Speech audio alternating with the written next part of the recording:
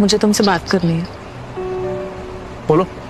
रुद्र, मैं सैंडी के कहने पर एम्प्लॉय ऑफ द मंथ की प्रतियोगिता में हिस्सा ले रही हूँ। वाह, फिर तो सैंडी ने तुम्हें एकदम सही सलाह दी है। नाइस। हाँ, मैं उसका मन रखने के लिए मान तो गई, लेकिन मेरी एक शर्त है।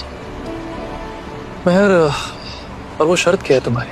तुम्हारा और मेरा रिश्ता इस प्रतियोगिता के बीच में नहीं आएगा। ठीक है, लेकिन सोच लो एक बार, मैं तुम्हें जीत दिला सकता हूँ। नहीं रुद्र, उस जीत की कोई कीमत ही नहीं होगी। ठीक है महर, अगर तुमने ये सोचा है तो फिर ये सही। इस कंपटीशन की सारी जिम्मेदारी आकाश को दे रहा हूँ, और उसका जो भी फैसला होगा वो आखिरी फैसला होगा। हाँ, ये ठीक रहेगा। लेकिन एक बात याद रखना महर, कई बार ईमानदारी भारी पड़ जाती है। जितनी भी भारी पड़े, लेकिन बेईमानी से हल्की ही होती।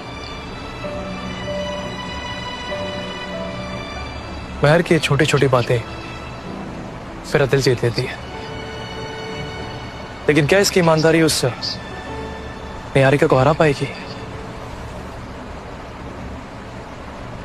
इस प्रतियोगिता का जो पहला राउंड है वो आधारित है आपकी अटेंडेंस पर, जिसमें पिछले 3 महीने से लेकर आज शाम तक की आपकी सारी अटेंडेंस को काउंट किया जाएगा। ओके मैम, आपको टेंशन लेने की जरूरत नहीं। आप कहाँ लेट होते हो?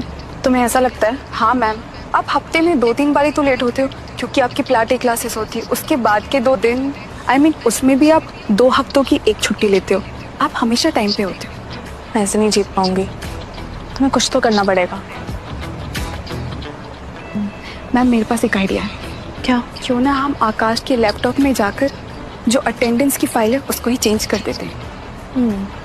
तो देर किस बात की? जाओ और उसका शेड्यूल लेकर आओ।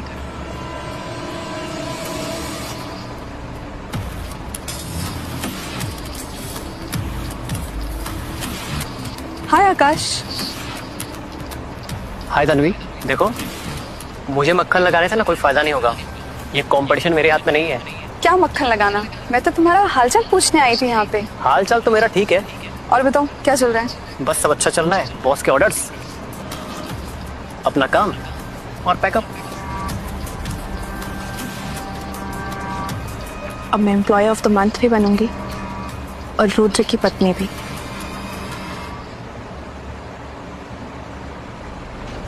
मिल गया। ये रही पिछले 3 महीने की अटेंडेंस रिकॉर्ड। ठीक है, अब इसमें मेरी अटेंडेंस फुल कर दो। मैम, फुल कर देंगे तो